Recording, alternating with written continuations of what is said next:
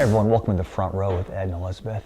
It's kind of crazy, but it's hard to believe. I've been a physical therapist for 25 years, and I just turned 50 last year, and it's made me kind of reflective on the last 25 years of my career as a PT.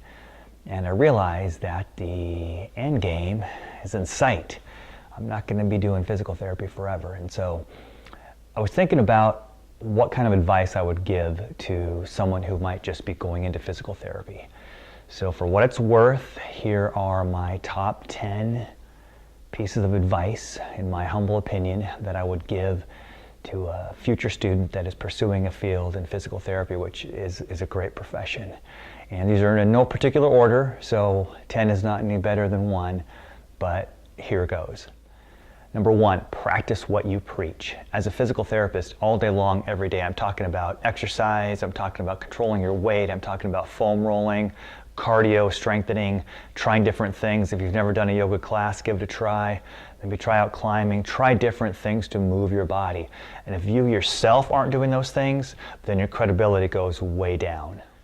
Number 2 is a big one in my practice. Eliminate negative speak. Do not let your clients talk about my bad knee or my screwed up shoulder or anything like this. It's crazy to me how many times I have worked with people that have said, oh yeah, I went to my blank, fill in the blank, physical therapist, massage therapist, whoever it is, and said that my back was the most screwed up he's ever felt. That does your patients absolutely no good. So eliminate negative speak. Now, we're being truthful, we're just not being critical. So this is my injured knee, this is my painful shoulder, whatever it might be, but we're taking away the negative speak because most of us are our biggest critic anyway. So eliminate negative speak entirely in your practice. Number 3, focus on function and movement and de-emphasize pain. I tell my clients, look, pain brought you in the door, but now we're not going to fixate on pain. Pain is very complex and very difficult to treat, especially chronic pain.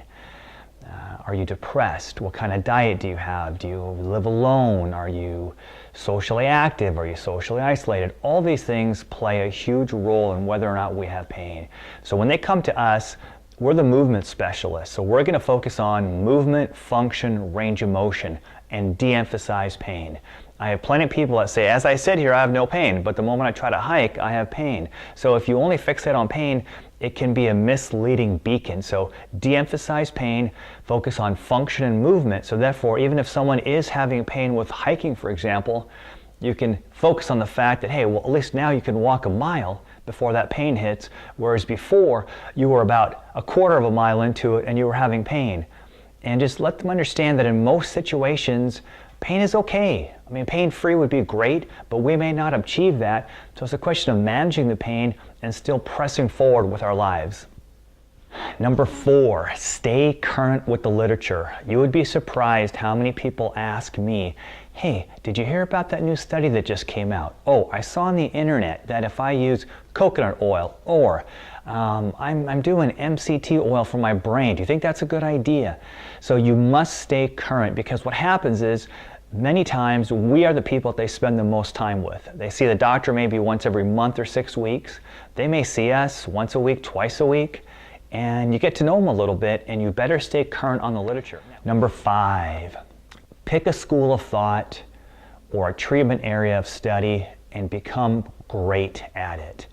There is the Australian approach to manual therapy. There's McKenzie, there's Graston. Do you believe in kinesiotape? Do you not? You know, for me, I went to an osteopathic college. So for me, I'm all about muscle energy, myofascial release, strain counter strain. And I tried to be the best that I could be at those techniques. And if someone came in wanting a craniosacral treatment from a certified craniosacral therapist, I would say, you know, I do some cranial techniques, but I'm not certified in cranial. And, you know, or I love the McKenzie protocol. And I'll say, well, I'm not McKenzie certified. I know a little bit about McKenzie, but really where my specialty is in this. And I'm not saying that my techniques are any better than anyone else's, but don't know a little bit about a lot of different techniques. Be really good at what you do, and that way you have the opportunity to help that client the best you can. And then if they don't feel better, or if they're not getting better, then you can honestly say, look, I tried, and I think I'm going to refer you on to somebody else. Number 6, take the time to accurately and thoroughly listen to your clients. It sounds really simple, but most of the times many clients will tell you, I just don't feel like I'm being heard. And I told the doctor, or I told the nurse, or I told the PT this, but they kept doing that. I kept saying, look, I think my headaches are coming from my neck, but they kept wanting to do something else. Or I kept telling them that it's my knee that's more sore and not my shoulder, but, so it's really important to listen to your clients. Even if that first visit is a little less hands-on or a little less treatment, but more listening, explain to your patient that, look, I know we didn't get much done, but it's really important for me to know exactly where you're coming from. What are your goals? Where were you at before you got hurt, and where do you want to be? And then lay out a plan. You're just the guide. This is how, together, we're going to get you where you want to go. Number 7 is a big one. Well, they're all kind of big ones, but number 7 is maybe a little bit bigger than the other ones. Do not get hung up on structural alignment, okay? What I mean by that is this. Early on in my career, I was kind of fixated on, okay, is one hip higher than the other? Is one shoulder a little higher than the other? Is this rotated forward? Is this rotated back? If I can just de-rotate it, then everything will be perfect in the world. You have to understand, especially if you read the literature, there's not a strong correlation between what we call perfect alignment and pain. So oftentimes you'll put up an x-ray and it'll have this perfect neck curve, and they'll put up another x-ray and say, this is what yours looks like. And look at how perfect this is. So if we can get this to look like this, all your pain is gone, you'll be better looking, you'll make more money. Well, the reality of it is that that's just not true, because pain is multifactorial. So alignment, if your foot pronates, it's a factor, sure, in plantar fasciitis, but pronation's not the devil. Okay, if you have one leg longer, or if your hip's a little rotated, you may have been a little rotated before you started having pain. So is it a factor now? Sure, it could be a factor, but don't fixate on it. So look at biomechanical factors, but don't let that be the only thing that you look at. Otherwise, you're going to miss a huge part of the picture. Number 8, as we become more high-tech, with lasers and electrical stims and everything else, which is really cool stuff out there, it's also important to literally get your hands on people and become low-tech and high-touch.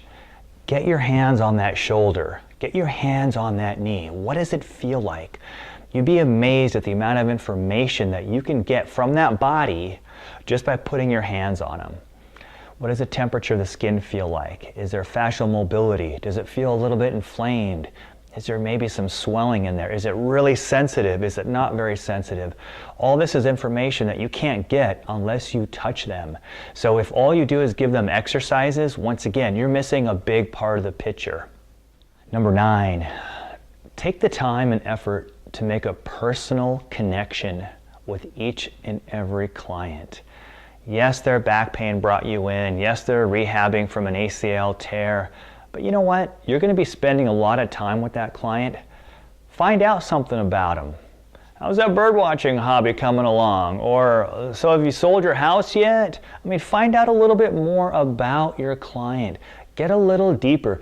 They are not identified by what their injury is. Sure, that's what's going on with them, but there is a much deeper layer to that person than just, oh yeah, you're my 3 o'clock neck patient, or you have headaches. I understand you have headaches, and we're doing what we can, but let me find out a little bit more about you.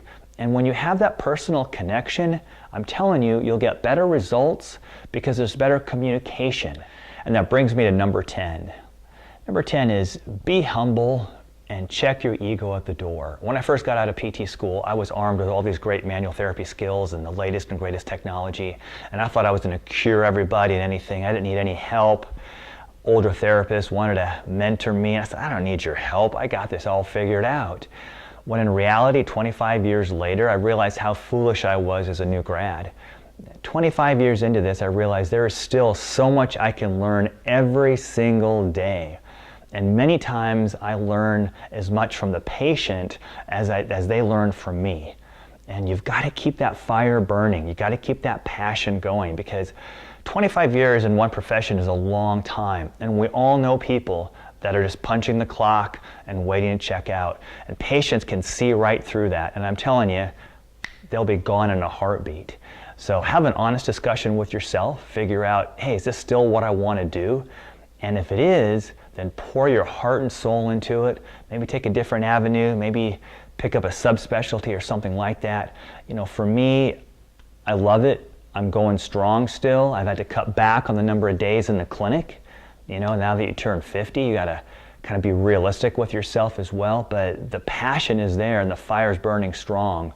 So that would be my advice for any future physical therapy students. And for what it's worth, in my humble opinion. So if there's any questions or comments, or if you want clarifications on anything, please leave it down below, and I'd be happy to disseminate any information that I have. All right, take care, thank you.